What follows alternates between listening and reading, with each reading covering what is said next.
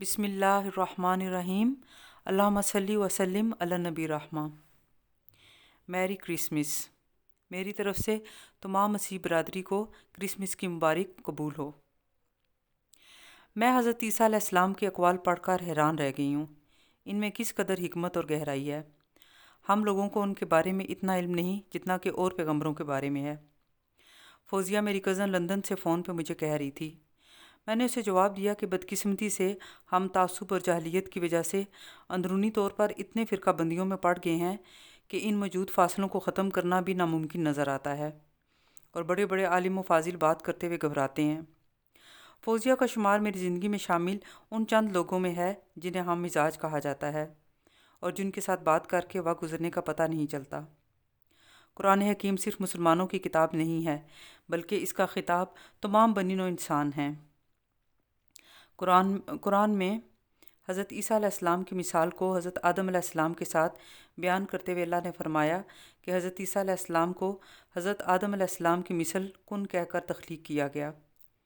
بغیر باپ کے ان کا پیدا ہونا، ماں کی گود میں لوگوں کے سوالوں کے جواب دینا، بیماروں اور دکھی انسانوں کی مدد کرنا، اور پھر ان کا زندہ اس دنیا سے غائب ہونا، ان سارے امور کا پتہ ہمیں قرآن پاک سے چلتا ہے۔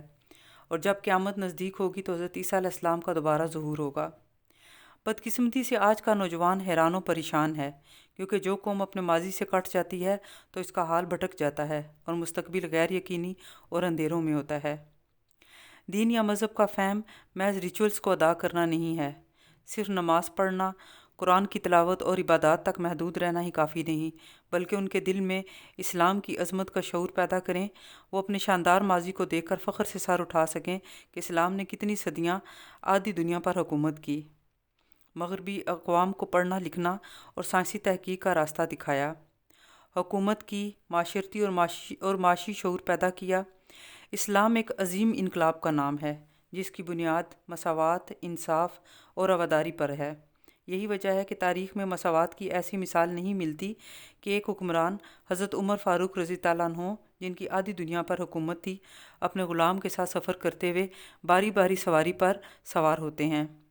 فتح مکہ کے موقع پر جب اہل مکہ نے ہتھیار ڈال دیے تو عام معافی کا اعلان کر دیا گیا۔ مکہ وہ شہر تھا کہ جہاں کفار نے حضرت محمد صلی اللہ علیہ وسلم اور ان کے ساتھیوں پر ظلم کی انتہا کر دی تھی۔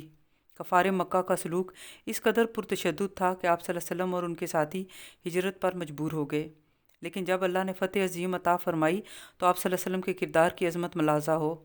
آپ صلی اللہ علیہ وسلم نے اعلان فرما دیا کہ کسی عورت یا بچے پر ہاتھ نہ اٹھایا جائے، جو شخص زخمی ہو، معذور یا بیمار ہو، اسے گزند نہ پہنچایا جائے، جو بھاگ رہا ہو اس کا پیچھا نہ کیا جائے، جو اپنے گھر میں خود کو بند کر لے اسے قتل نہ کیا جائے، کسی قیدی کو قتل نہ کیا جائے، جو شخص ہتھیار پھینک دے اسے امان دی جائے، جو شخص خانہ کعبہ میں داخل ہو جائے اس پر ہاتھ نہ اٹھایا جائے، جو شخص ابو سفیان یا حکیم ابن حزام کے گھر میں پناہ لے لے اسے امان دی جائے۔